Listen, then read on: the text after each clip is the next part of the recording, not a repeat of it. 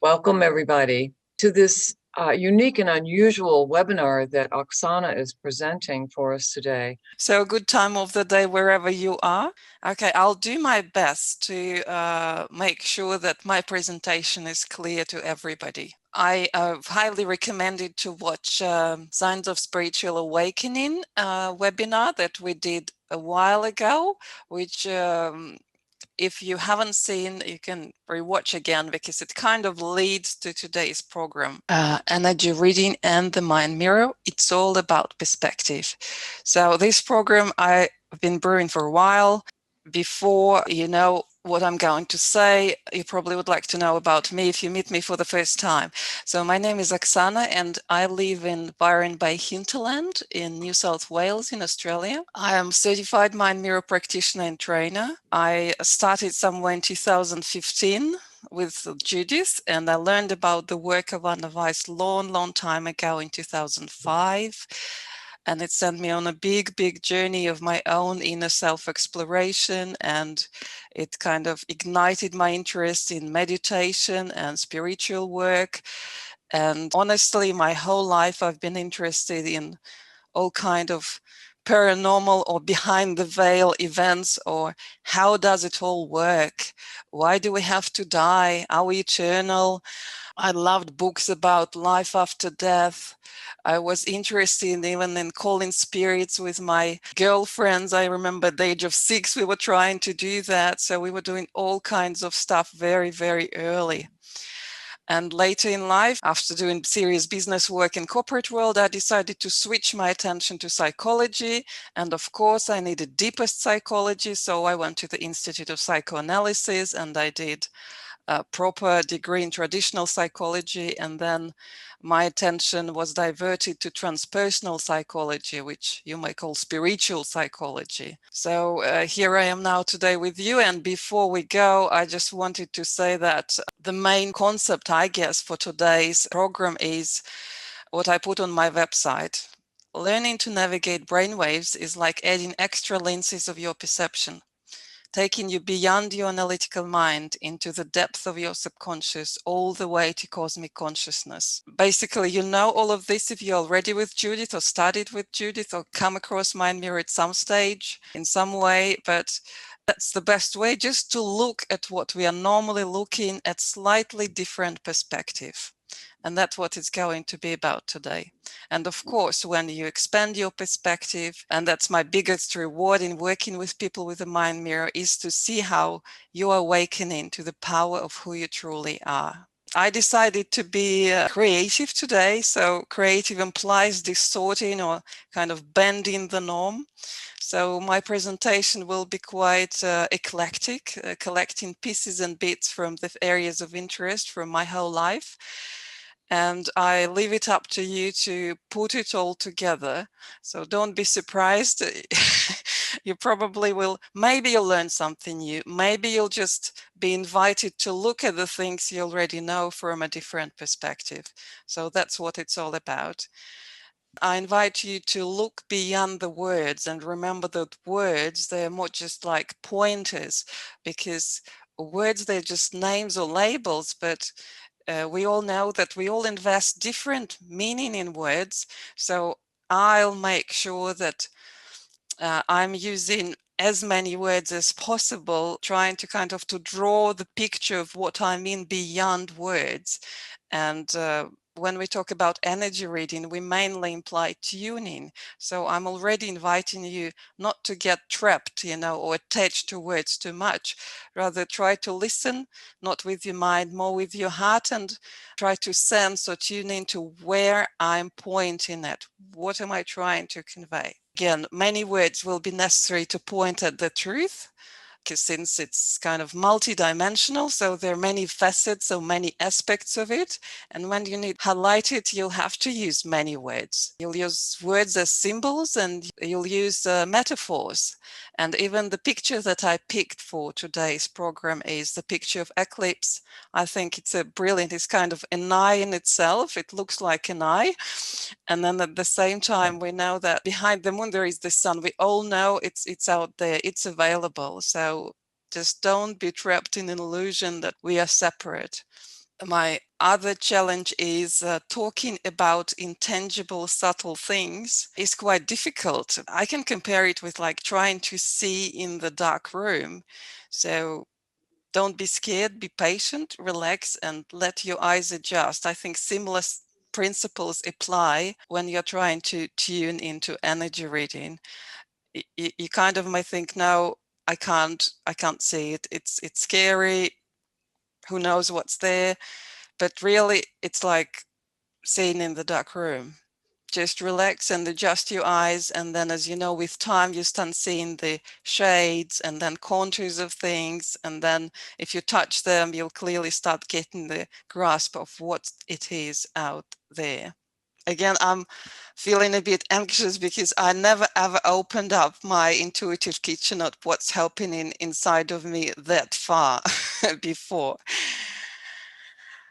The next one, all intangible processes will have their analogs in the material world, and later you'll understand why.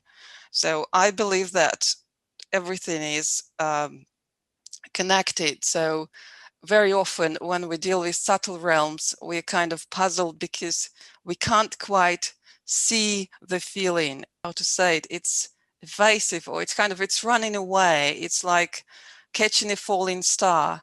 And we have to remember that the same principles apply, and we'll eventually be able to trace what we see in material world and what we are trying to get hold of, to fix, to correct, to heal in non-material world. So same principles apply. And again, later on, I'll try to give as many examples as possible and don't sound as abstract or crazy like many other people trying to talk about subtle realms. So I invite you to play, stretch, and tune. First of all, perspective. How do we perceive this world? What's real? What do I mean by perspective? Everybody knows that what we perceive is actually quite limited. At least if we take as an example the electromagnetic wave spectrum, it shows how limited our visible spectrum is. And I used it as just one example for us to remember that normally, being physical beings, being born on earth in physical bodies, we think reality is something that we can perceive with our five senses. And I think it's a good illustration to remember that we have to look beyond. Really, if we can't see beyond, it doesn't mean there is nothing out there. It's simply we can't see it. So I invite you to remember look beyond using your sixth sense. I always like to give this example as well. So I invite you to look at this beautiful landscape. If your sight can only reach the end of the street, does it really mean that this is the edge of the world? This is the end and there is nothing beyond that? Definitely not. There is the whole bigger world beyond of what we can see. This is another example. So look how we see things. Just think of it as a photograph displaying things. We normally see things as flat. Just photograph is a good representation of that. Only other senses and play of light, kind of our special vision allows us to remember this is actually dimensional or spatial, and say what we currently see on the picture looks like flat on the picture, but we know it's spacious. It's not a circle, it's a sphere. It's in 3D. So takeaway for us is if we can see two-dimensional world and kind of imply, remember, fill in the gaps or spaces with our mind and with our eyes, and it's making it 3D. Most likely there are even more dimensions than our physical eyes cannot see. This may be a bit silly example, but nevertheless. So look at this wardrobe and imagine you hit the back of it. You might think, oh, this is the wall, or this is some block. But then if you approach it from the front, you'll see, oh, there are the doors. Oh, you open the doors, this is actually storage place. So really remember that the angle that we are looking at is important. And I can give you a little hint here how I understand it. Your attitude or your outlook, your opinion or your prejudice, they all can be called the angles of how we are looking at things. I'm just trying again to apply rules or principles from the material world to non-material to make it clearer and easier for us to grasp and understand. Here is another example. Look at the window, and we all remember how poor fly can kill itself because it simply is not able to see that part of the window might be open. Isn't it a great metaphor for the situations where we can't find the exit? I always thought, isn't it obvious that you need kind of to step back, to zoom out, so you can increase the perspective, so you can see that there is open part of the window, there is an exit from your difficult situation, and you get out. And then this is my own invention. I'm not sure whether I read about it somewhere or it just came to me one day. I absolutely like the metaphor of multifaceted glass. I'm not sure how much, or if you ever have come across such a glass, but they're very, very popular in Russia. And that's where I'm originally from. So just look at this glass and imagine it standing flat in front of you. There is only limited number of facets that we can see at a single time, unless we change our angle or point of view or perspective. An example, let's think of God. And by God, I imply not the one that is implied by religion, but a broader sense of God as a creator, love, light, beauty. And so, say, the facets that we can see on the front will indicate that. But on the other side, there may be all other aspects like wisdom, benevolence, power, and much more. So what's really important here and take away for us is the truth is what's inside. It's not the face that we can see, it's what's hiding inside, it's the content. So be open to look at as many dimensions or aspects as possible. Look at the core of it. A hint, how to apply it in our everyday life. Stay open-minded, because other people's opinions very often, they just trying to help you to see the content, to see the truth beyond the form, beyond the limited aspects of your understanding. Appreciate, do not fight with it. And I called this whole thing the philosophy of the multifaceted glass, because I absolutely loved the metaphor or how it shows things. And it also shows that glass is just a form, it's a shape, it's a container, but really it's more about the function or the essence of what's inside of it. And here I'm sure maybe some of you come across this beautiful parable, the blind man and an elephant. It's very much resonates with the previous example of the glass, where blind men were asked to test what kind of strange animal elephant is.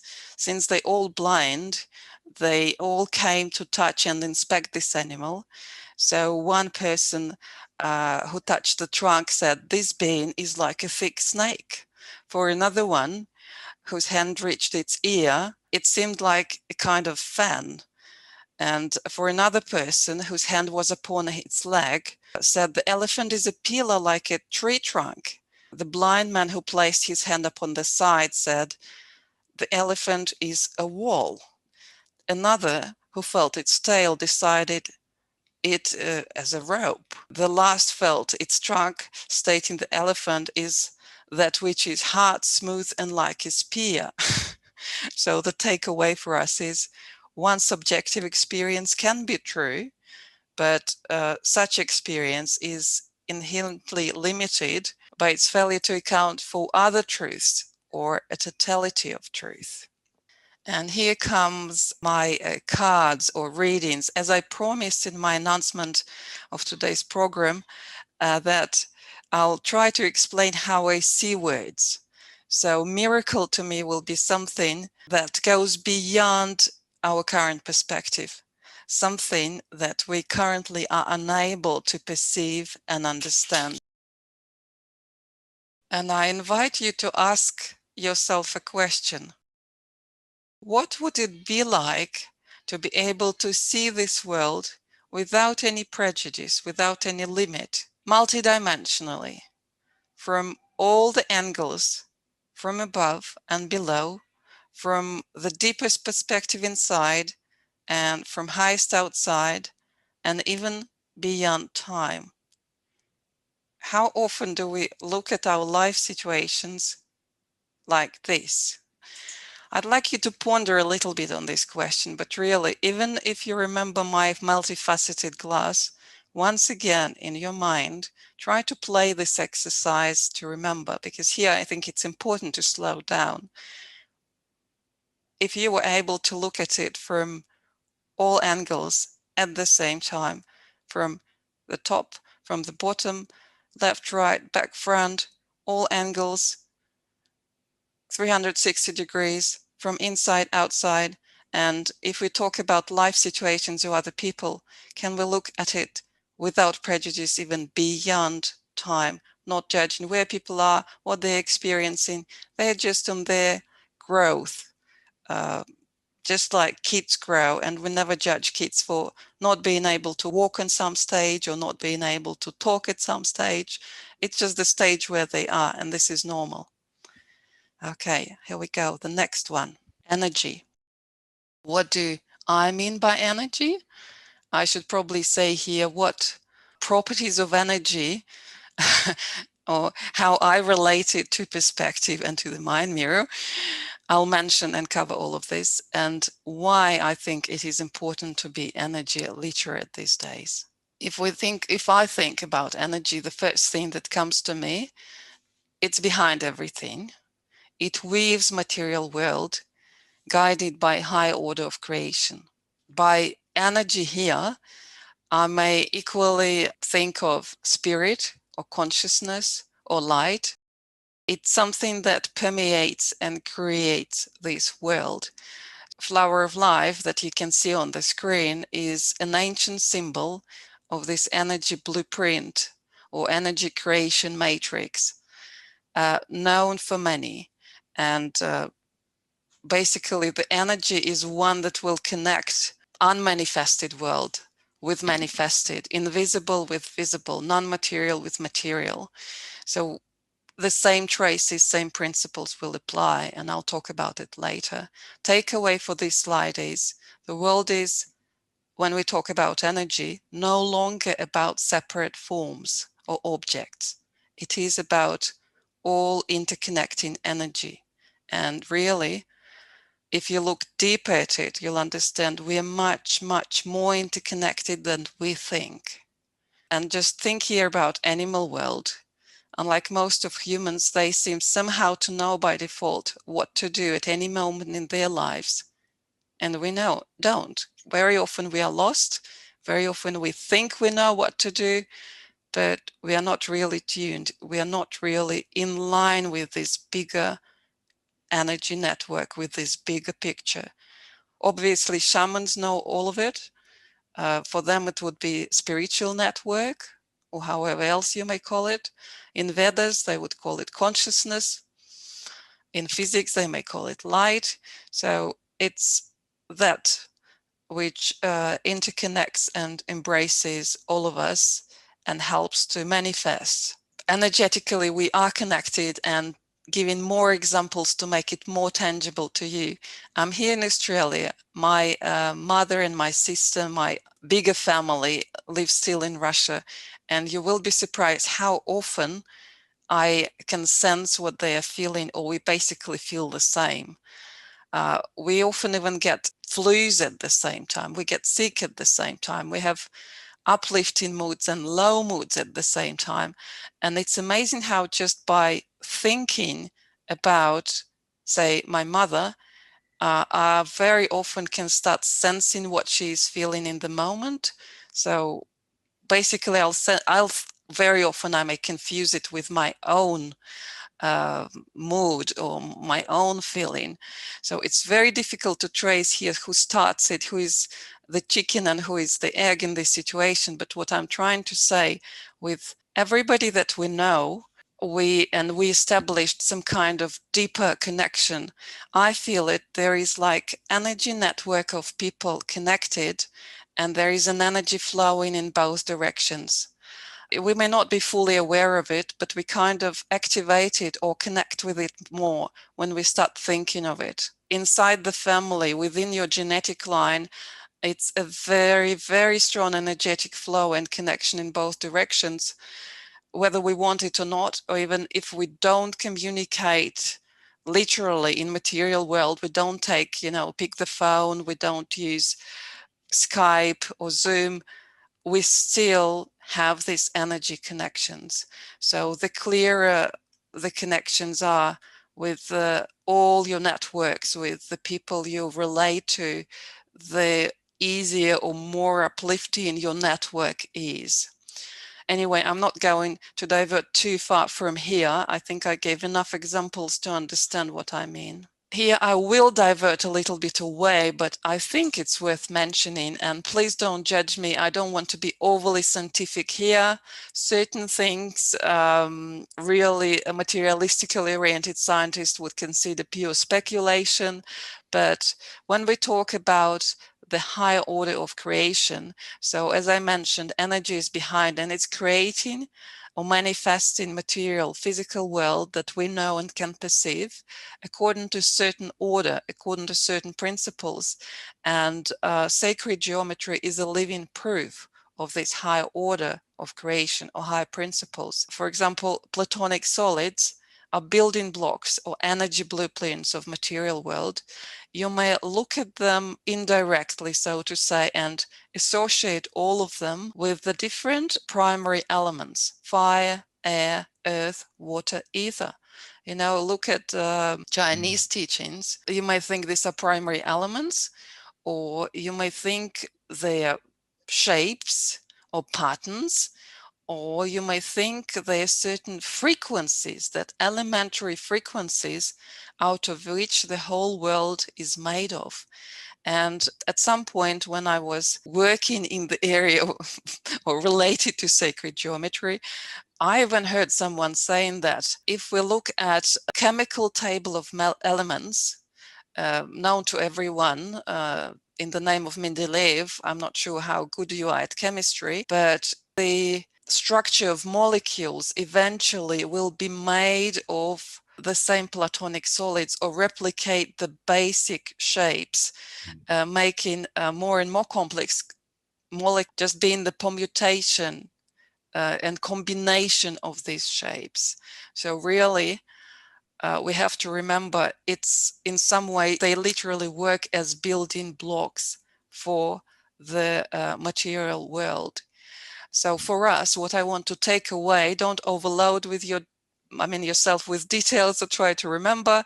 I just want to invite you maybe to explore, if you are interested, the field of sacred geometry. For us, the takeaways, it's all about patterns, because they are sacred geometrical patterns or vibrational frequencies, right? And frequency here, let's think if the energy is within this world and it's following a certain pattern. So to cover the pattern once, it will be one cycle, right? So it will hold a certain frequency. And I have a shape here with me that I want to maybe show you, just to show you how it spins and how it weaves. It may give you an idea. It looks geometric, but it's actually, when it's moving, you'll see it more like a flower of life. So just a little trick for you here. And on a personal level, how we can use it. I found that same pattern or underlying frequency will manifest itself on different levels. It's your state of mind, how you feel in general, your health, your business, your relationships.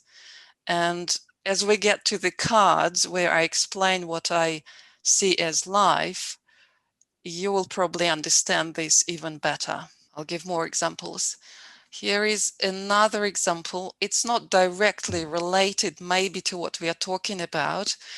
I still couldn't resist myself placing it into my presentation because I absolutely love it. Again, it's about sacred geometry and the high order of creation. And very often when we think about sacred geometry, you'll think of Fibonacci series and golden mean, which kind of sets the ratio or the curvature for all the spirals, for the division, for the shapes, so to say, in the material world. But I invite you to look at this as a ratio for relationship. So here is the formula to the right, if you are not sure. So A plus B is to A as A is to B. So really, if we start with one as the God, one as the source, one as the creator, that's what I mean by it. So think of this formula as if it describes the one dividing itself, creating this world, and our relationship with the one. So on a personal level, how we relate to the one will define all other of our relationships. It's kind of inbuilt in this formula of creation. And again, later, I hope I'll give more tangible real life examples to help you get this thought, get this message. One more thing, the patterns that we are talking about, the way the energy weaves this world, they are never ending. They our fractal nature, which means they're self-similar across different scales. So here we can see electrons and we can see planets in the solar system. I put the citation from Trismegistus, as above, so below, as within, so without, as the universe, so the soul. The takeaway here is somewhere, despite of, I guess, which religion we belong to, it's not about this really, we're talking about energies here. We are as well multi-dimensional fractals, fractals of it, fractals of the one. And think of yourself as this fractal of source consciousness. So somewhere inside of you, you have access to all this information, to any time and space. So it's really in your consciousness, it's really inside, because we carry the aspect of it, we carry the part of it, whatever word you'd like to use for it. I hope my message is still clear here. And why I think the energy literacy is so important. I loved giving this example when I worked at the Sacred Geometry Gallery. So it's high time to shift the perspective and become energy literate. So on the left, you see the photograph. The photograph is purely 2D, two-dimensional. It's flat. So whenever we take a piece of a photograph, it won't mean much to us and you wouldn't understand much of what was on the original picture. Let's compare that to the hologram. A piece of hologram contains information about the whole. So literally, you take it and then you can replicate the whole hologram from it. My teachers in sacred geometry used to say it's like an acorn. You know, it's an acorn, but in its potential, in its core, it's holding the whole oak tree forest in it. That's metaphorically explaining the essence of the hologram. The outdated perspective when you are too tightly attached and trapped in material world or in your mind, will look like very linear, very flat, very materialistic, attached to form, as I mentioned. It will look separate from everything else. It will be dualistic, ego-driven, and fearful because you are separate. You don't know what to expect from others. So you'll be prejudiced, defensive, and sometimes even pushing because you think you know better. It's just you, all about you. That's what I mean by ego-driven. And the energy perspective will be non-linear, or call it quantum. It's not flat anymore. It's multidimensional. It's teaching you to think beyond words, beyond shapes, beyond forms, look deeper from all angles, all aspects, as I mentioned before. It makes you feel connected and helps you to get aligned with the higher order, kind of be at the same time respectful to this higher order, and try to find your place in it. It's non-dual, it's heart-driven, it's when you are open, loving, and creative. And it's not about pushing in any form. It's about more about allowing and receiving and living in a flow. So that's a lot of information. I'll leave the presentation anyway, so you can revisit it if you'd like to explore it more, but I'd like to continue. We'll come back to it again. So here is another question to ask. If you have to manifest from the energy perspective, how would you formulate your goals? If in this case, we have to think of what we would like to experience without attachment to forms or objects or possessions or places or titles, but rather thinking of energetic signature or frequency. Just to give you an example, I used to make these lists or resolutions for every next year, and being younger mainly, and I had all kinds of things there that I want to have this, I want to have that, I want to go there, I want to be like that, but none of this was about what do I really want to experience on a deep energy level. None of this was ever about the vibration of frequency, like energetic essence of it.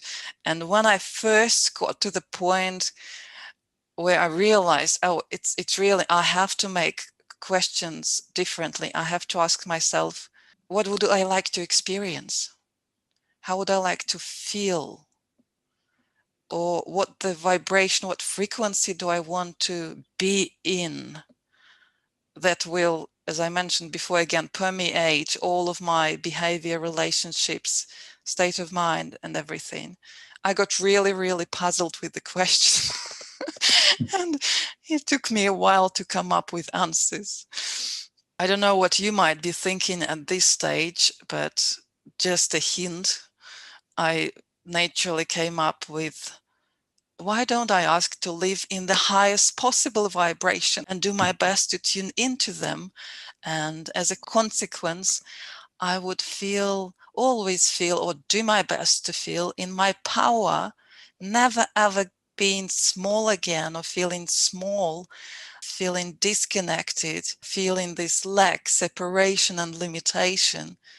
I thought that was amazing. I thought, oh, that's what they talk about when they talk about heaven and earth.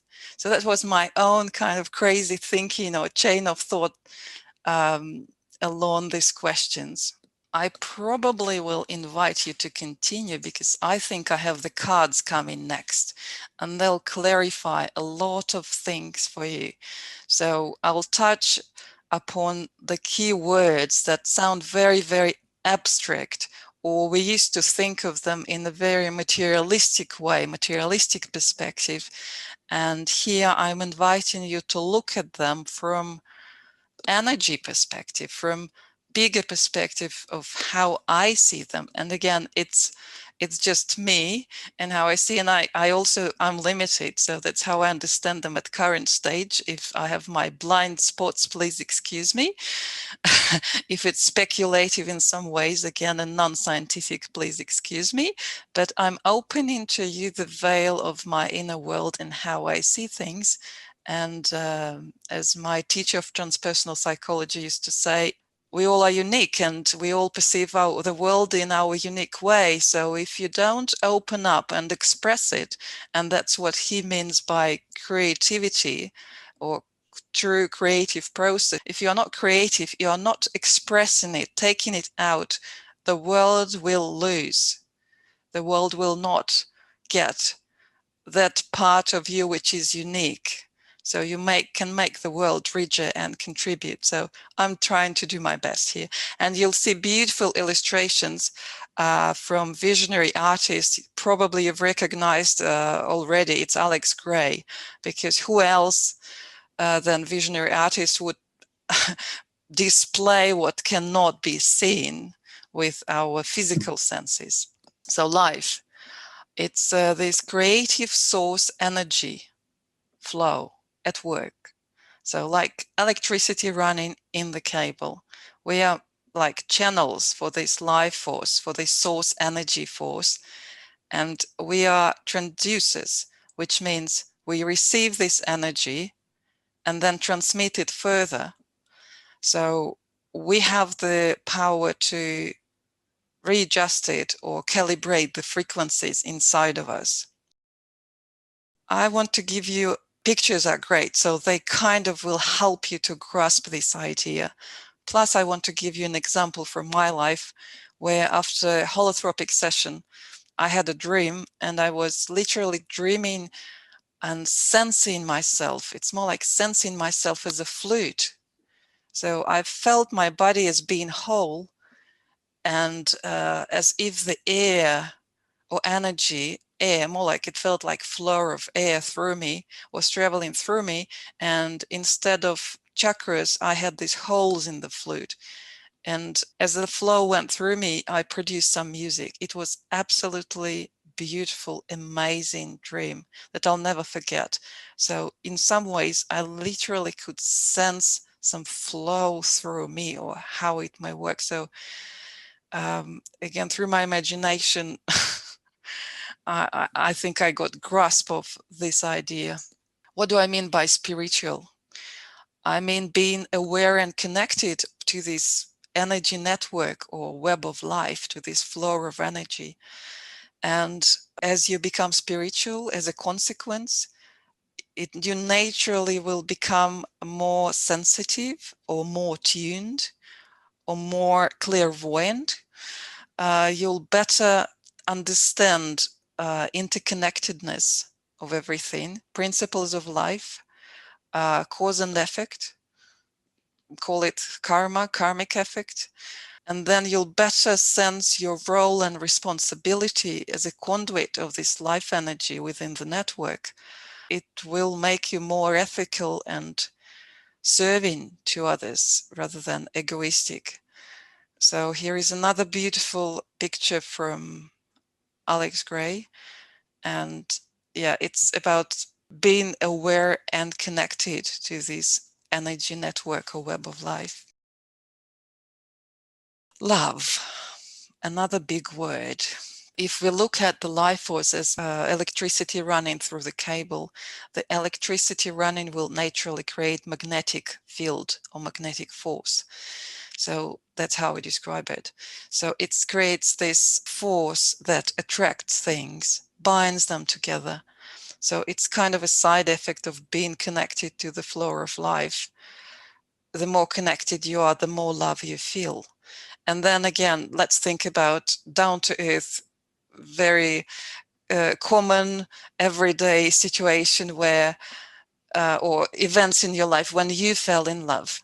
I bet you were attracted to people because you felt they are bubbling with this vitality, they're bubbling with life energy. There is so much life force in them in whatever form, maybe even if not in physical, then in some other form, you would sense this strong vibration, and that would make you be attracted to them. Joy. Joy is experiencing a high level of connection with this life energy when it overflows and gives splashes. And literally, when you're depleted, it's very hard to feel joyful. It's, I mean, literally, we need to manage our energy levels. And again, later, probably I'll give you a couple of hints. Just tune into these high vibrational things that uplift us, and ignore and make sure that we don't rob ourselves of this life energy by thinking wrong thoughts, by going low in vibration. So it's where our attention goes will help us to choose and manage our energy levels. Again, there is a great parable about who will win inside of you, which wolf or which animal, the one that you feeds most. So it's always a go to stay with high vibration. And here is another beautiful slide from David Hawkins. You might have come across this one, or you might have come across plenty of other emotional scales or frequency scales related to different emotions or creative energy. So joy sits really, really high in vibration. I literally feel it like overflow, like these bubbles on top of splashing water.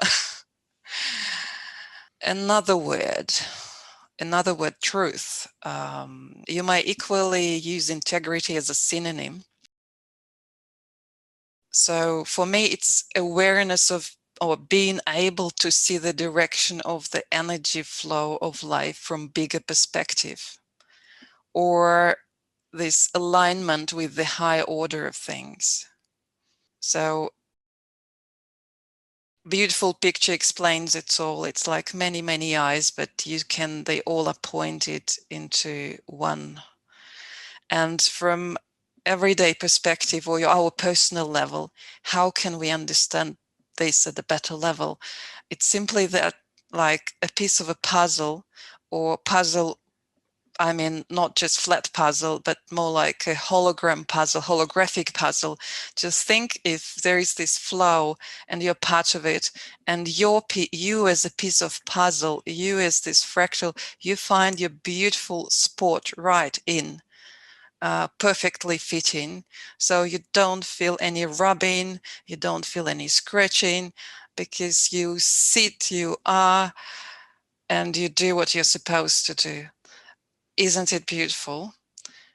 And truth means you do not distort this direction or flow of energy, as opposite to the lie, which will come next.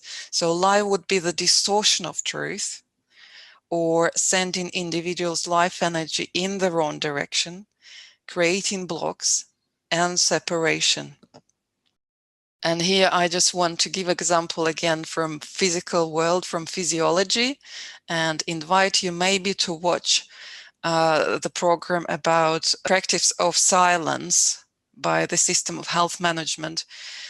We did it a while ago, and I was presenting the teachings from physiology as a science about life, how life organizes itself, with the doctor and my friend, Dmitry Shemenkov. So he would say, is in a very, very simple way, if the nerve cells in our body would start blocking or distorting the information, the signal coming through, we wouldn't be able to move our, brain, and wouldn't let the signal get to our limb, and our limbs wouldn't lift up or bend in the right direction. So we have to remember that on a personal level, again, when we do lie, we distort this flow of energy. Here again, try to understand me right. I'm not inviting to kill everybody with the truth, hard truth. It's not about this. It's more about living in a state where you are open and you accept your faults and you admit them, and you can just go with it. You are prepared to admit where you were wrong, correct your mistakes, and move on. You just are responsible, but free, free. You don't have to hide. You don't create these blocks or walls of separation. And that's what happens when you lie. And another word, sin, again, it's going against your own truth. And we all know it. And half of my life, I guess, I was going against myself, betraying my true nature, just trying to follow the programming, the social programming, and do what I thought was right for me to do, what I thought is attractive and cool. And so really sin is going against truth, which means going against the flow of energy of life in you, which eventually will disconnect you. It means mixing up with the high order of things. Fear. Fear, I see it as an energy block resulted from lack of connection, a side effect of being disconnected and not cooperating with the flow of life and your truth. So if you connect with this flow of life, with the source, with the one, it gives you the qualities, the property, it gives you the power, it gives you unlimited possibilities. When you disconnect, you will be fearful because you feel separate, you feel unsupported, you're no longer there.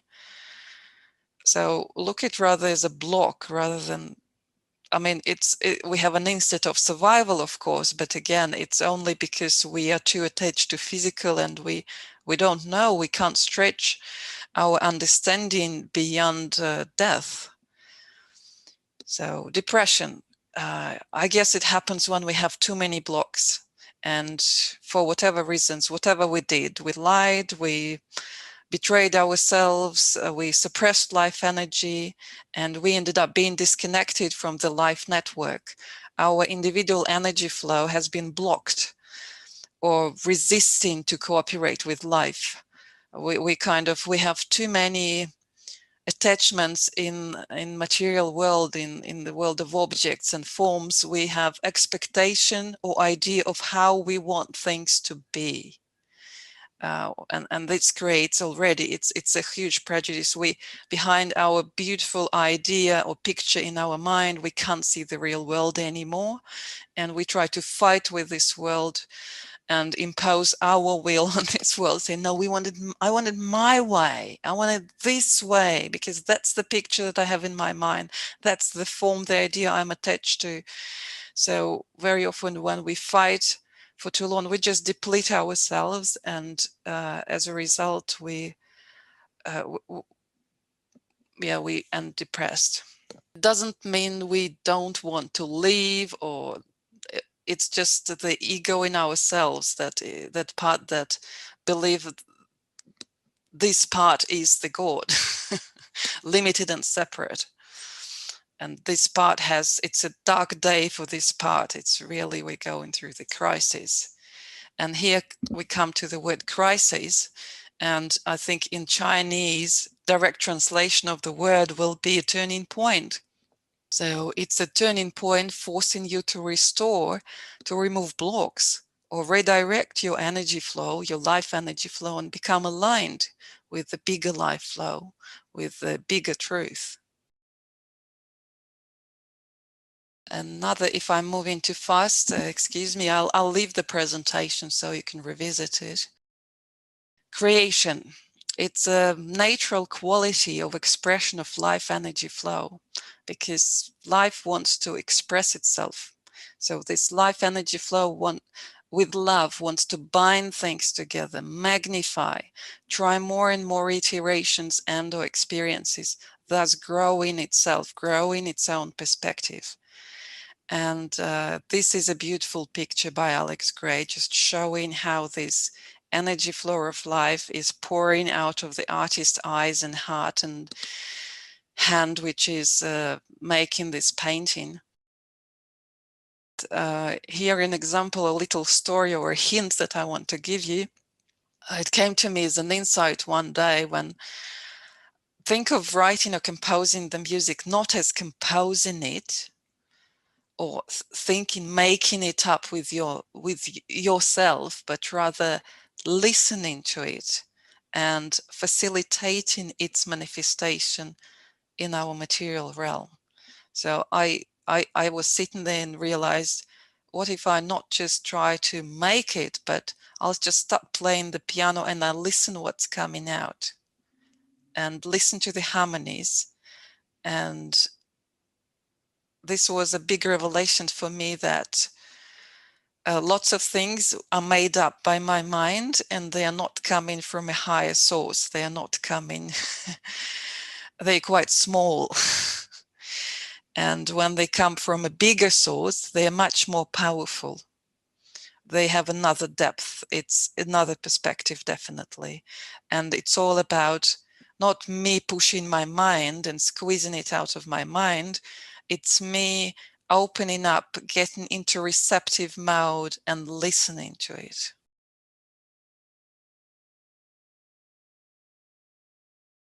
And here we come to manifestation. So it's co-creation with this life flow. It works best, of course, when you are spiritual, which, as I mentioned above, it means integrated into the energy network and aligned with the truth. So if you are this perfect piece of a puzzle, holographic puzzle, it's so much easier to manifest because you are just doing your bit of creation on your level in the physical realm, because we happen to be here, you know, trapped or not trapped, having material physical body experience. So we just help to co-create. And this again is absolutely beautiful art by Alex Gray. I think it's a good representation of manifestation. And here we are, finally reaching part 3, where I'll try to link all of it to the mind mirror and mainly to the theory of the mind mirror, how we read and understand what we see and measure with the mind mirror. I mean, though I say theory, it's implied that we also practice shifting our perspective. If you don't mind, I'll keep going and maybe all the questions will go in the end. So we'll talk about what do we see and measure with the mind mirror and awakened mind theory metaphors. So when we talk about the mind mirror, we talk about EEG that measures the electrical activity of your brain, which is represented by various frequencies. We call them brain waves.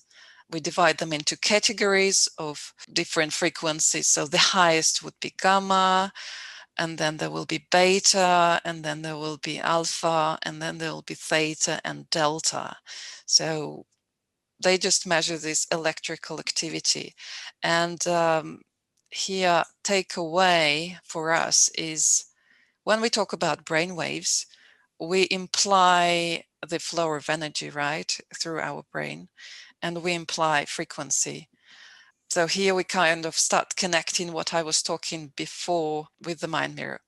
And then a hint, at least that's how I see the brain. Brain is our organ, physical organ, but I think it's definitely registering instrument for the whole body energy field. Whatever is happening with you will be detected and registered by your brain. And then if we talk about the mind mirror, it will be picked up and measured in the form of brain waves, or to be precise, brainwave patterns by the mind mirror. Here we go. So here I illustrated in a very simple way, and again using the metaphor of iceberg, of how we see the map of consciousness, how we associate different categories of brainwaves with levels of mind, and how we see it, right, with the mind mirror. So for those who are absolutely new to us, I want to show you this colorful image to the left where you can see how we see electrical activity with the mind mirror. You see left and right hemisphere. This would be left, this would be right. You will see frequencies here. So it means we start with very high frequencies of beta, and they're the fastest, and we associate beta with conscious mind. And beta is our normal, like is dominant in our normal waking state. And beta is the one responsible for our survival and orientation in the physical world, and is responsible for our verbalization, for our language, for the way we speak, for the way we memorize. We need beta for decision making. We need beta to be conscious of things, aware of things, and record them in our memory.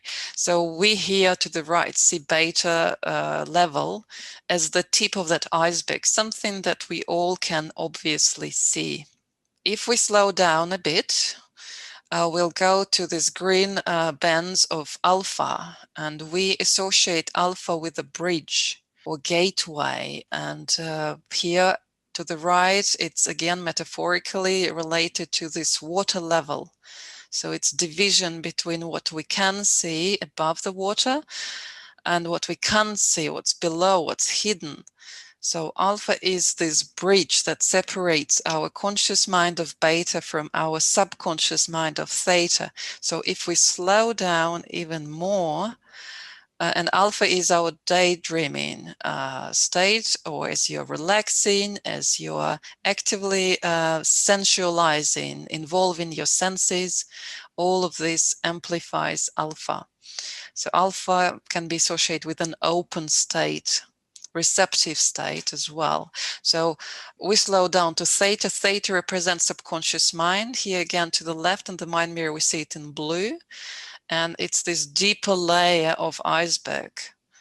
It's our library of stuff, all our programs, pressed emotions, our creativity, deeper wisdom. And I'll talk about metaphors related to each of the brainwave categories later. And then the slowest that we see in purple are delta brainwaves that we associate with unconscious mind or doors to universal consciousness. So it's somewhere very, very, very deep and very slow compared to very fast beta brainwaves. So again, takeaway for us about the mind mirror is that mind mirror allows us to see and measure the energy flow. We can see brain waves here, different brainwave categories, as lenses of our perception, which define our perspective.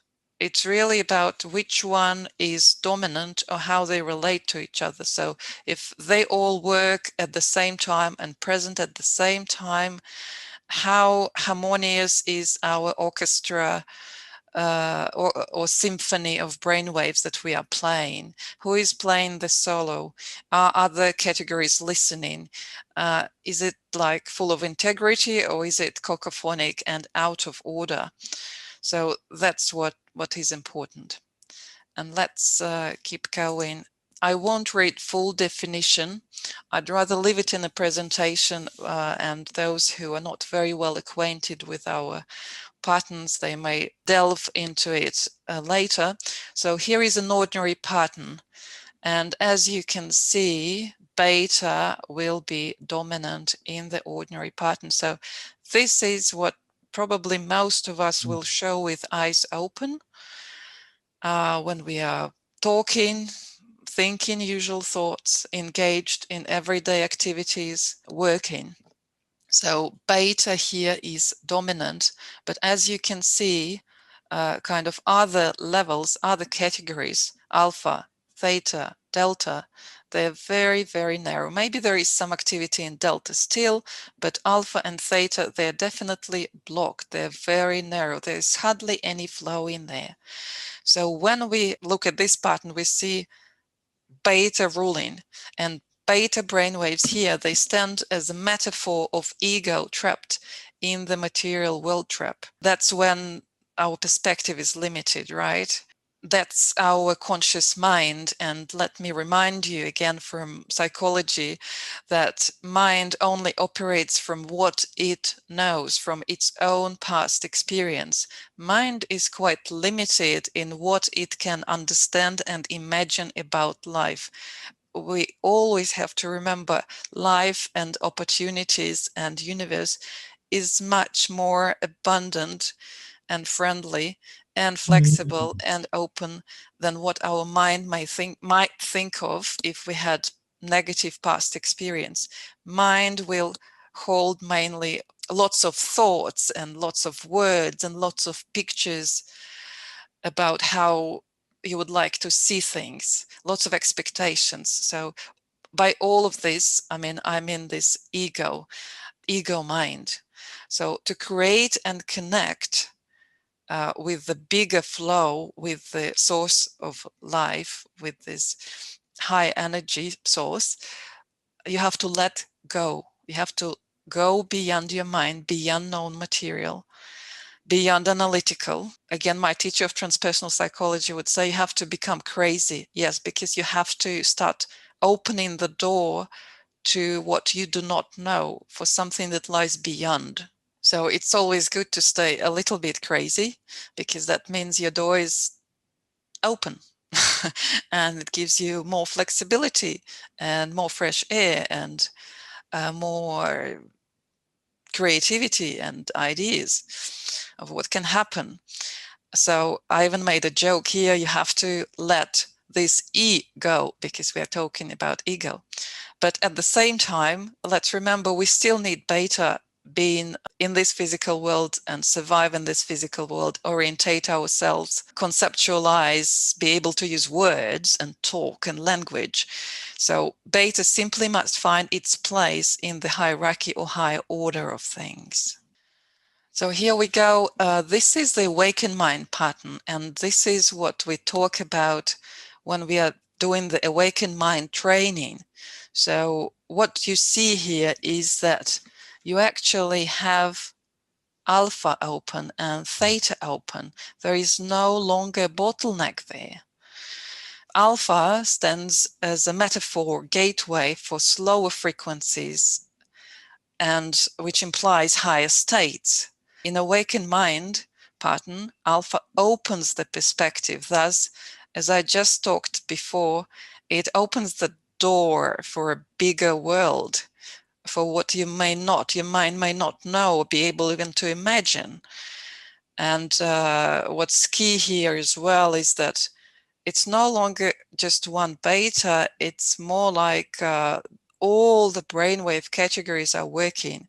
So you have access or energy running across more frequencies than before, than in ordinary state. So again, for those who may not be well acquainted, I'm just returning back, but I'll repeat it again later.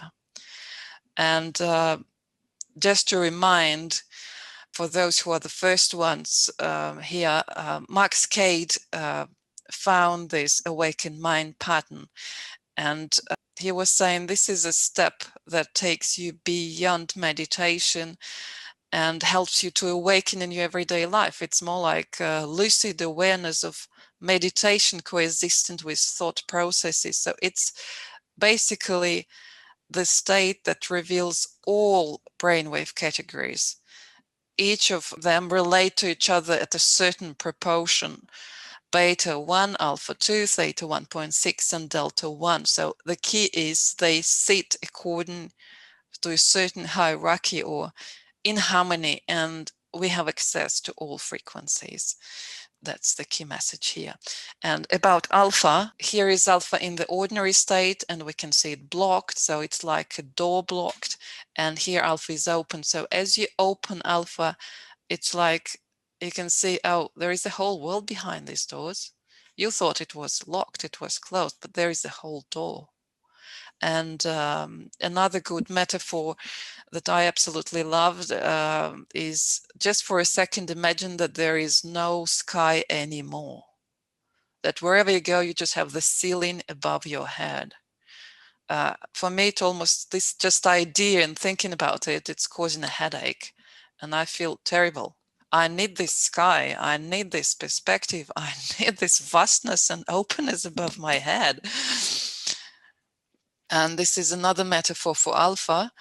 As you move from blocked alpha in ordinary state to open alpha in awakened mind, your mind is like that bird in a cage, trapped in its own thoughts and can't see in bigger perspective. As soon as you let the bird fly, and here is beautiful eagle, if I'm not mistaken, flying high above the mountains, oh, definitely your perspective will shift and you'll see and understand much more, and you'll see how things are connected because you're simply above them, so you can see all these connections below.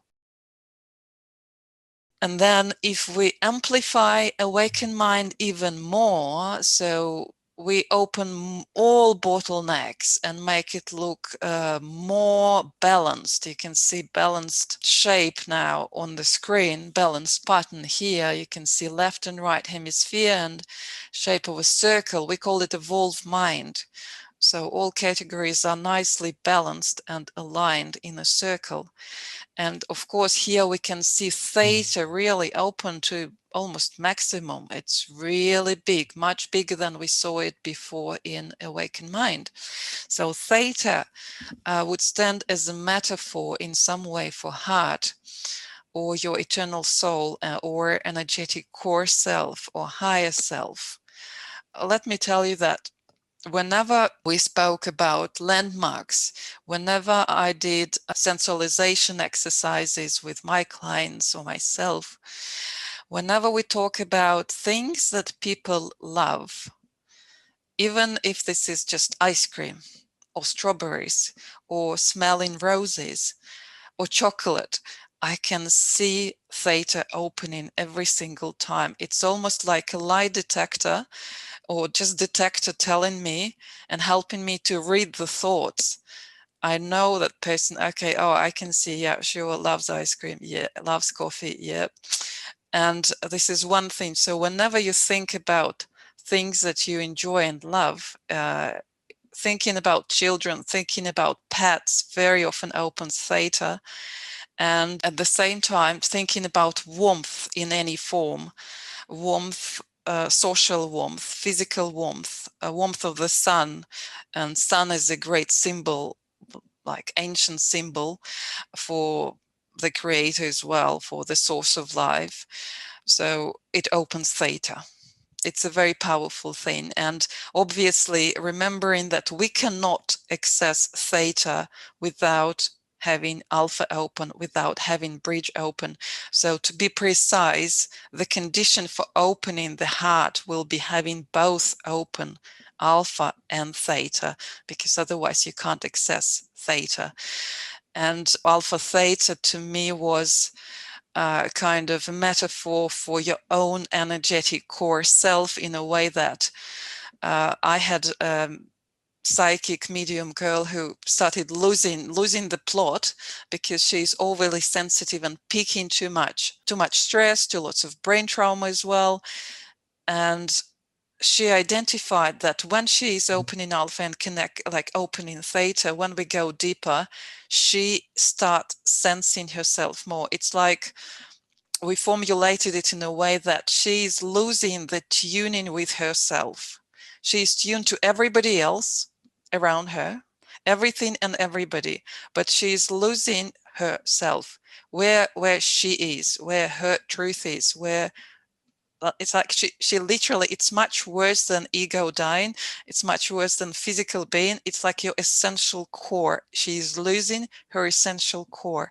So as soon as she started reconnecting with that core, the anxiety and fear reduced and life started shaping itself back. So that's a good example. Again, theta is a good metaphor for heart or eternal soul and energetic core self and higher self. And of course, when you go there into your heart, your perspective is drastically different from what you can see in ordinary state of just your beta mind. So evolved mind, in this case, the circular pattern, circular shape that we see with the mind mirror, is a great metaphor for oneness or unity or connection to the source or connection to the life energies I described it.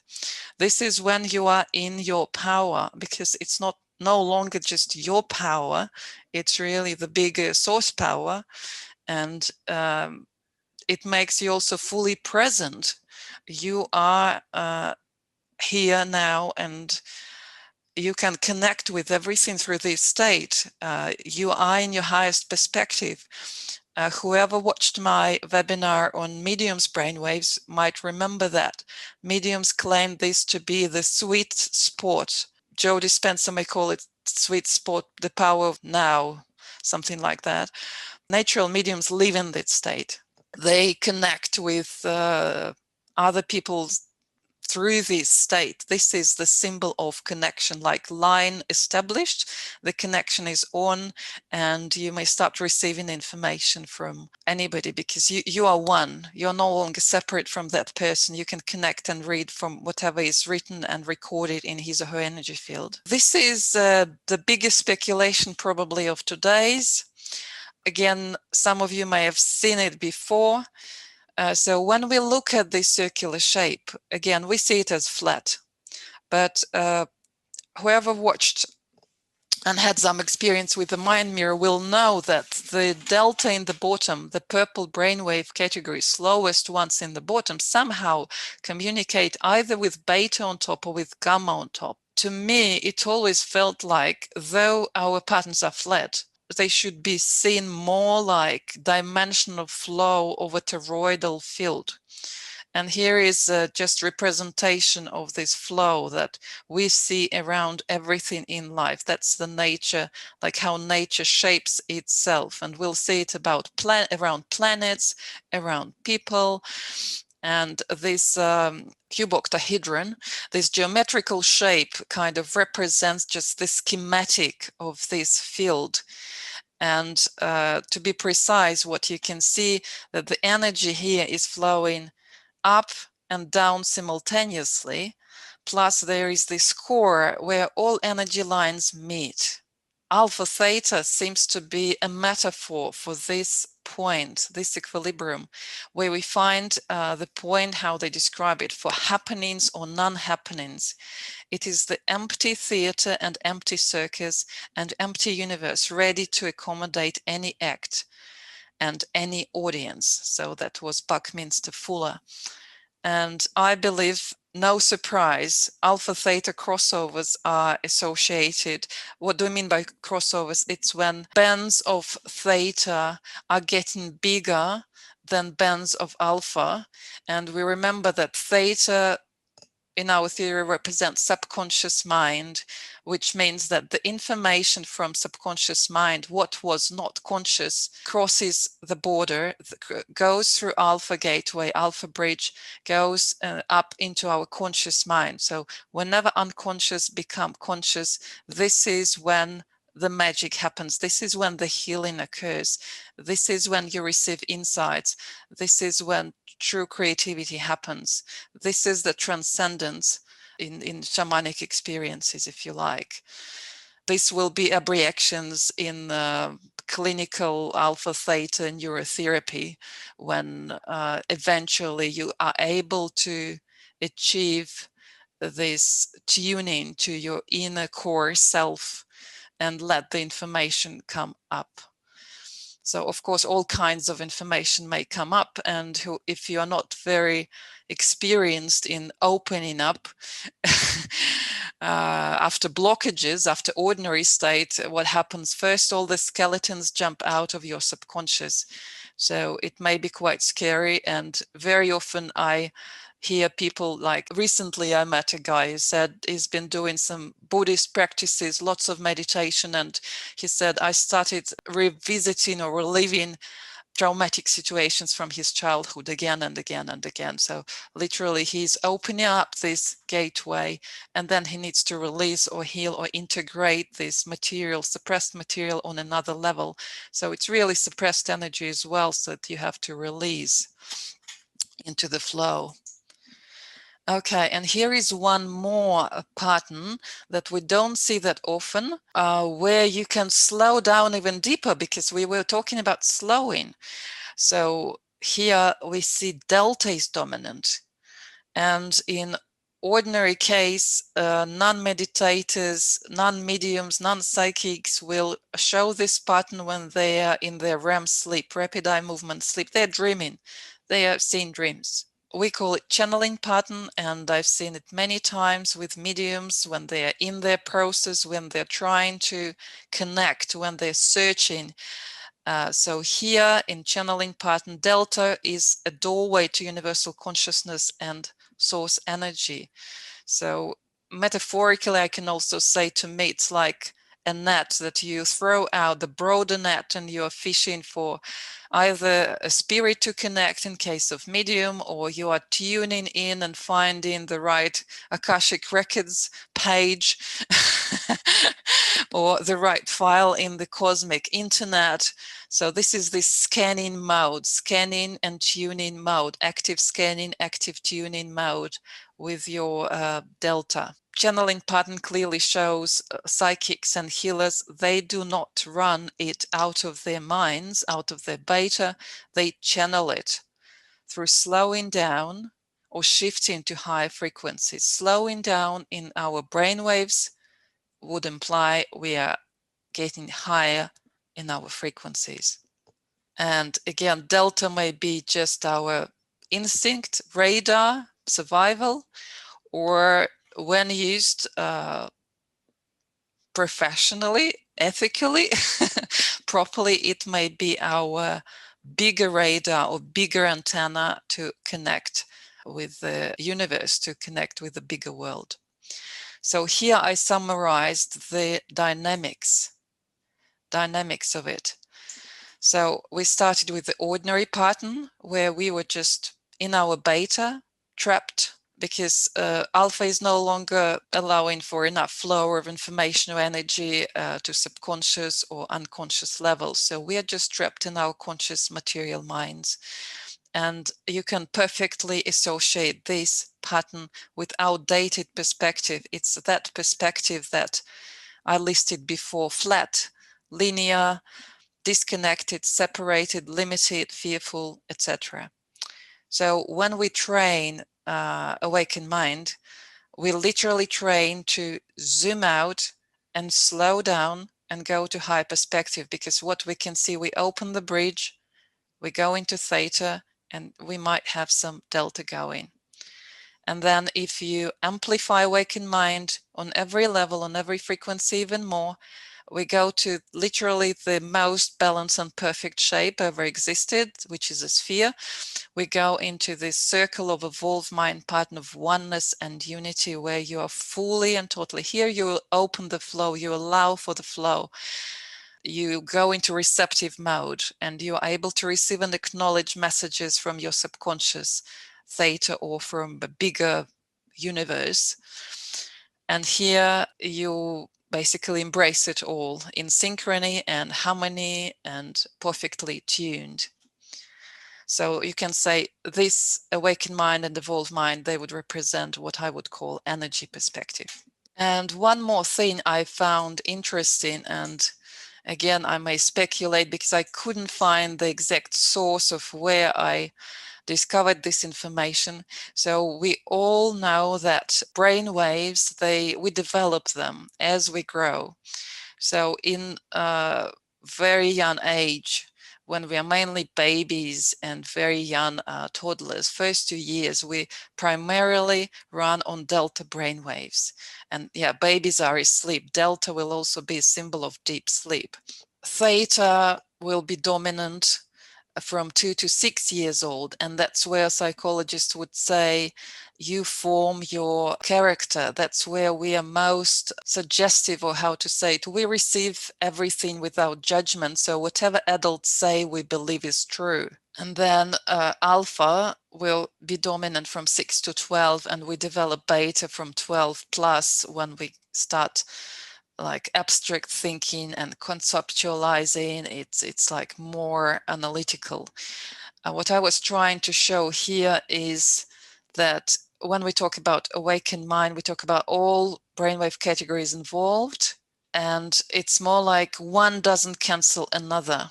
We want to be connected to the universe in delta, and that's how babies come, they are connected to our hearts in theta. We want to be playful and creative, implying also in our body, because we sense this physical world with our 5 senses, located in our body, and that's alpha. And we need clear minds to externalize and materialize high wisdom in everyday earthly life, and that's where we need beta. And somewhere, I'm not sure if it was Ken Wilber in his Integral Psychology or elsewhere, but I was absolutely amazed when I came across the same diagram related to how we grow. And I never just thought of these things from this perspective where, like, we are children first, and we are teenagers, and then we're adolescents, and then we're adults. But it's really when we move from one level to another, they're more like Russian dolls. We still keep these layers, or like an onion.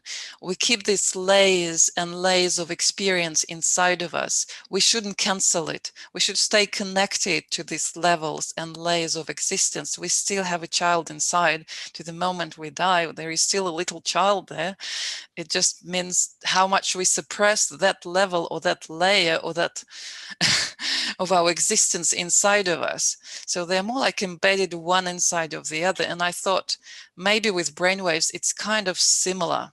Oh, we need all, and we embrace them all, and they're more like Russian dolls, or in some way they're integrated all together. We need them all. One doesn't cancel the other. And now I come to last part that probably some of you are most interested in.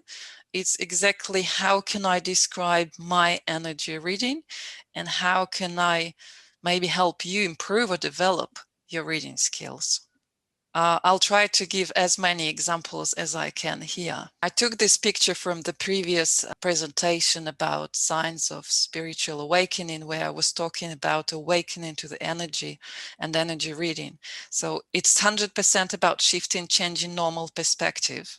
To me, it feels like I'm looking or diving in below the surface of things. So I look beyond surface, I look beyond things. If I'm in an everyday situation, I can no longer sustain eye contact. I have to look away. It feels like I open my introspective vision. I don't have any inner screen or special place. I just have to divert my attention away from external world, even though I may keep my eyes open. So in our case, it's often associated with, that's how it feels when you open alpha. You connect with your inner world, but you may not lose the connection with the outer world. That's also part of awakened mind training. We keep our attention in both worlds at once, not losing. Then it's a process of a subtle tuning.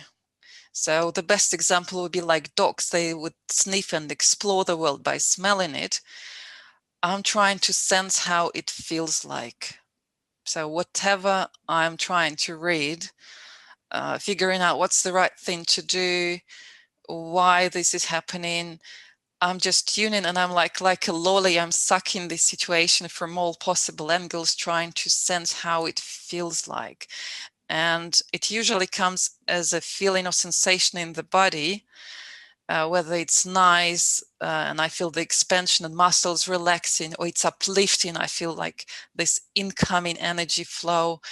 For example, if I think, is this my true desire? Do I really want it? Is this the right thing for me to do?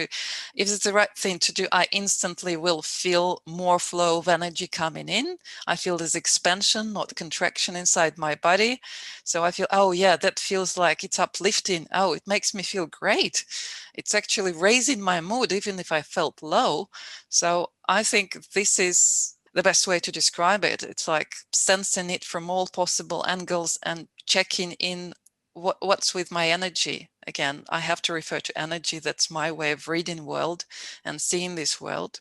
It comes as a sensation in the body, and often I also see the picture. So as soon as I see the picture, to me, it's like, okay, I got it. And then I can start putting it into words and describe or tell someone what I just received. So it always comes as knowing. I rarely have any doubts or judgment about it. So it comes unconditionally. It just comes the way it is. And it feels like, oh, this is the truth. I don't have to argue. No point to argue. It comes as knowing. So again, it's more a reference to theta when it comes from the inner, deeper or higher self. It often comes spontaneously if I'm in meditation or I'm doing some monotonous chores. And always when my mind is not preoccupied with things. So my mind is kind of a bit idle or in receptive mode when I'm cleaning, or I could be swimming, doing laps, or just walking and enjoying the nature, beautiful landscapes. So this is when I can just start receiving something spontaneously.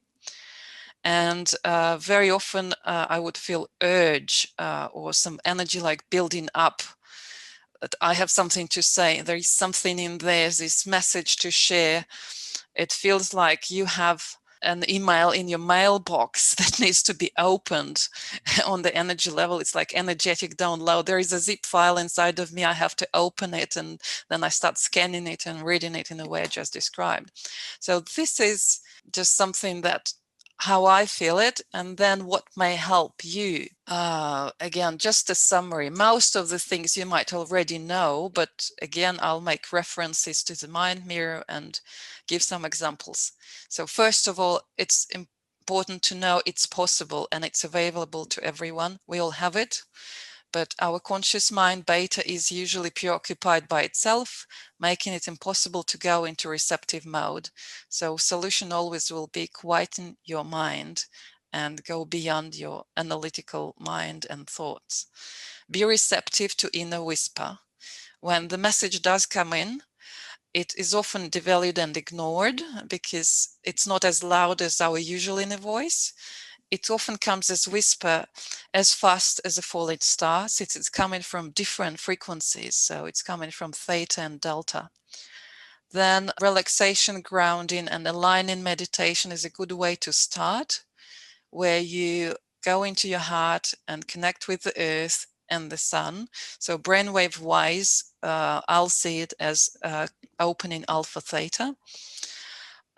Or instead of meditation, it can be enjoyable whole body or any uplifting activity. So mediums will use music and singing.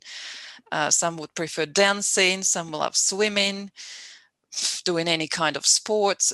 This is when you kind of relax, go into receptive mode, and you connect with yourself, your power. You go into this state of oneness. Then practice of tuning. It's, I don't know whether it's probably connected with empathy as well. But to me, it's more like setting a laser focus, which implies you have good mastery over your attention and you connect with the energetic frequency or energetic essence of person, situation, etc. And then you wait and allow for things to come up in any form, which could be coming through different channel. Just it can come as sensation, as a picture, as a thought, as in words, in any form, and you don't have any like expectation or prejudice of what and how it may come up. Which is a good thing to do, is live your truth and do not betray it, because your vision will naturally become clearer and you'll sense more about yourself and other people. It's like making sure that you, if you're a musical instrument operating through resonance, you are tuned. You are tuned. If you are not out of tune, you'll be able to see disharmony in others, or you'll be sensible to what's going on around you more. And what is also important, you have a good range of how many frequencies you have, or like in like musical words, it's like your voice, how many frequencies you can reach. But we're talking about perception. So train yourself to discern the subtleties in any form, be it these feelings, sensations in your body, flavors, colors, shades, half tones, like, and in any form you can develop this sensitivity to subtleties. It will help to tune in and make yourself more receptive. And then this is something that probably you may not know, but it's a great thing to know. What helped me, I call it amplifiers. So anything that makes your soul sing and opens your heart helps. So, and remember I said children, young children, they live in theta, 2 to 6 years old. They live in theta. 0 to 2, they live in delta.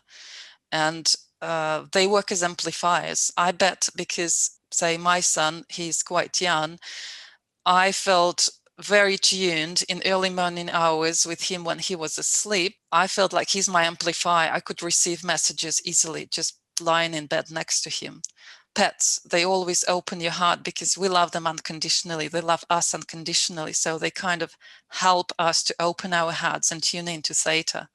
Music for others, anything that opens your heart and makes your soul sing. Then people, I found in people who are already tuned, often they are psychic or healers, or sometimes someone who simply listens to you attentively with an open heart will become an amplifier for you as well. They simply just give you energy, and they, through them sincerely participating in your situation, being present, they help you to connect with that magic equilibrium point where you receive, where magic happens, healing happens, where insights come through. And I noticed that in company of some friends, despite of whatever we were talking about, I could easily receive some insight or messages about myself or what I should do. It was absolutely amazing. Just walking on the beach, talking about one thing, even like unrelated, I suddenly start receiving insights. So I love people who are amplifiers. Then high energy places. Sacred places are very often high energy places. Sometimes even churches could be high energy places too. But here is one thing: be mindful while going there, have respect to the place, and never go without a clear intention. Otherwise, it may stir some subconscious sludge.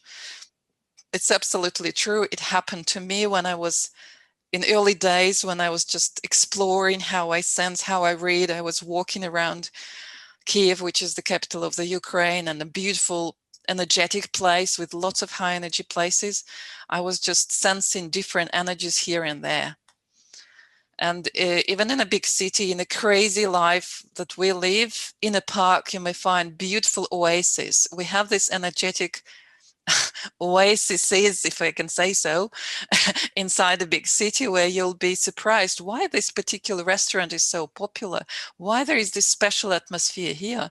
And just to describe it, it's like it's the atmosphere. That's how you'll sense it in an ordinary everyday life. So there will be these oases of very beautiful energy here and there. If you're able to listen, they simply will make you feel better.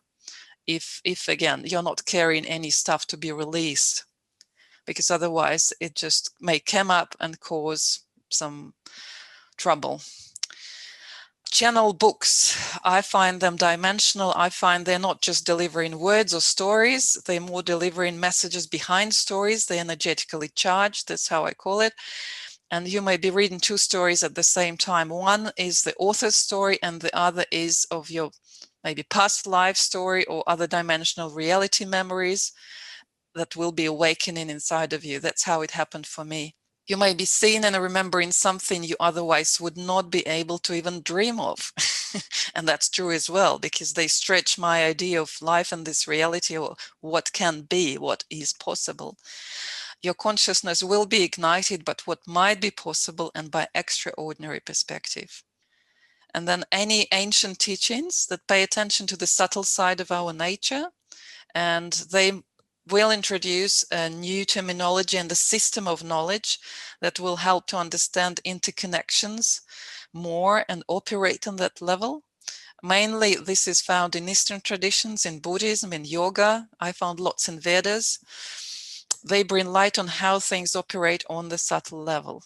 And then, of course, ecstatic shamanic experiences, initiations, may lead you to cracking your reality wide open to bigger perspective of the world around you. For me, it was holotropic breath and the template ceremonies.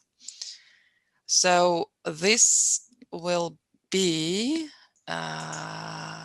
almost the end. 3 more cards and we are finished. So meditation.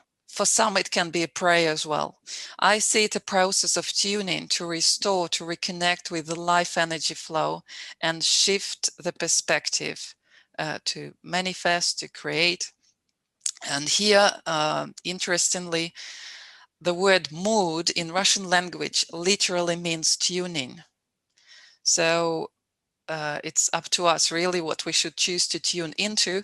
And I guess when you're in a bad mood, it simply means you are out of tune. Then imagination, it's the mode of operation helping us to grasp the intangible world or work on the energy level. And here I want to point out, we do not just imagining, appealing to our vision.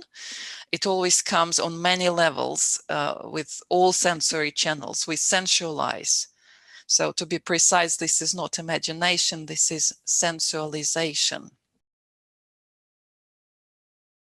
Then attention is that magic wand or that vector that directs the flow of our life energy.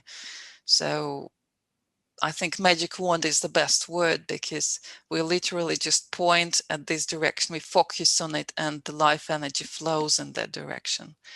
And that's a way for us to remember how to stay tuned. We point it at high frequencies, we point it in the right direction. And here is the last question to ask. Remembering that tuning takes you to the desirable frequency, the essential level of what you want to experience, what would you be tuning into every moment of your life? What would your life would be like if you were totally mindful of tuning? So here is the end. And now I'm open for your questions. Sorry for overload, that was lots. I didn't think it was an overload at all, Oksana. I thought it was incredibly well integrated and easy to understand. You went high, you came back down to earth. You just did an incredibly beautiful job of it. Thank you so much. You're very welcome. So I just want to hear feedback in any form. And if you can answer the question, what would you be tuning into, or how would you be manifesting next if you had any bright thoughts and ideas? Because as I said, whenever I kind of posed this question to myself, I got puzzled. Like, I never thought of what I would like to experience on the essential energy level. Never, ever. It's always go here, do this, do that. It's trapped in words, forms, shapes, objects, possessions, titles. No, what do I really want to feel like? And what should I tune to? Which means, where should my attention go? To keep me high, to keep me connected. I can give you some feedback that Stephanie DuPont wrote. Thank you for defining paths to expanding perspectives. Nice foundation. Your definition of energy guided by higher orders, symbolized by the flower of life, is a beautifully perfect metaphor for familiar horizontal flow. Your presentation of the golden mean, fractals, holograms versus photographs all broaden my understanding of how to experience sacred geometry. The map of consciousness is a perfect hint. Now I will aim for the brilliant orange of joy and even higher peace. I can now see the energy of truth, love, lies, sin, fear, depression, crises, creation. Beautifully, excuse me, and artistically balanced, your visual aids enhance my learning. I appreciate your energy frequency, perspective relative to mind mirror pattern identification, with emphasis on evolved mind pattern characteristics like alpha, theta, and age dynamics. I'm eager to improve my energy reading skills. You are brave to reveal your creative process at a psycho-spiritual level. Thanks for all your tips and exemplary presentation on how to be. This from a clinical psychologist who is just a quite brilliant woman who is training to be a mind mirror practitioner. Wow, thank you so much. That was brilliant. Seriously, that was brilliant. I can tell you that this program I've been brewing for years. I don't know, it just came up and it came, I told Judith, it kept returning to me, and I even sat down twice. Literally, it almost felt like channeling. I sat down twice to write it down because it wouldn't leave my mind. It was just coming back and insisting, kind of, here I am, take me in. And I was, okay, I'll put it down on paper first, and then I see whenever opportunity comes up and I feel like sharing. And to the last moment, I felt like I never ever opened that far, showing the kitchen of my inner world, never ever. But maybe it's the time to open up and let others learn. If they can learn anything from my experience and my knowledge, you're welcome. And Judith, one more thing I wanted to say. We haven't discussed it, but again, I've been brewing it for ages.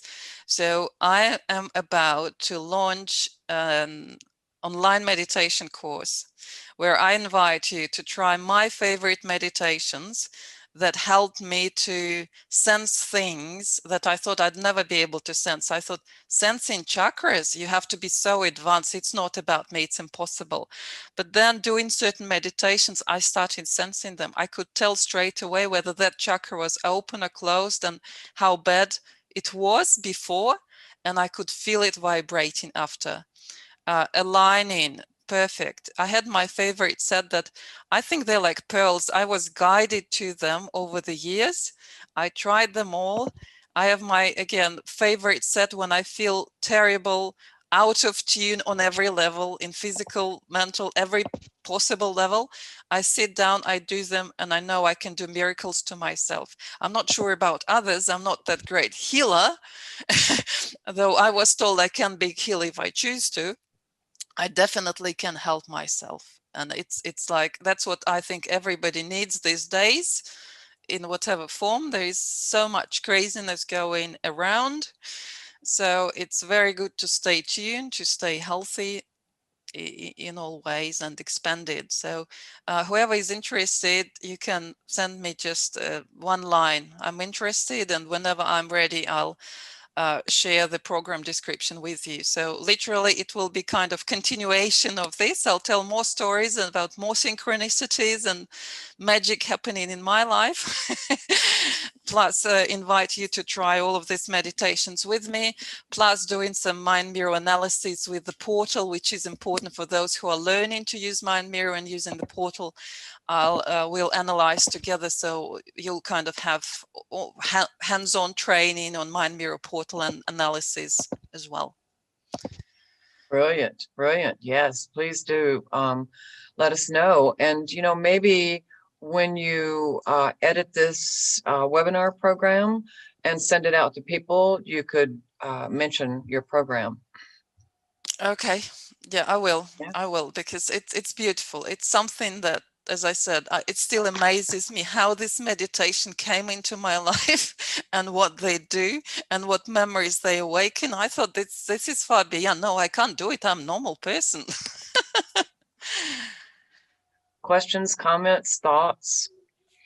I found it extraordinary. Thank you so much, Oksana. I could really feel a broadening, you know, rather than identified with my small egoic little physical world. I really broadened out and got a sense of being bigger. So thank you. It was great. Love it. Thanks. Thank you. Hi, Oksana. Hello. Who's speaking? Grace. This is Grace. Okay, yeah, I can't see you though. No, you can't, but I hope my voice conveys how much I've been touched, not just by the material that you've presented that I've so appreciated and learned from, but you yourself, and the fact that you were willing to open and share with us that magic that's inside. I really have been so touched by you, and I thank you for that. And I want to also mention, I love your magic wand. So now I really have something fun to go out and play with, my magic wand. Where is my attention right now? You know, it's got that star on the end of it that twinkles.